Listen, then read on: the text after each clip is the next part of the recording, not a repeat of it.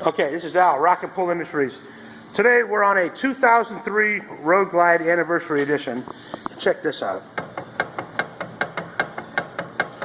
By far, that is the worst I have ever seen.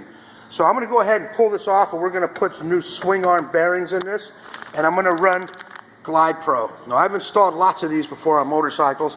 These are far better than stock. I highly recommend Glide Pro for your swing arm isolators. They got all kinds of products that are very good. And then I'm going to top it off with my Legend suspension. So the bike is going to handle fantastic. And Legend suspension, by the way, in my mind, it's the best on the market. It doesn't get any better than Legend. Now look at this. That is just horrible. I don't care what kind of suspension you have, your bike's going to handle like crap until that's repaired. So you want to know the funny part about it? This is my bike. That's some shit.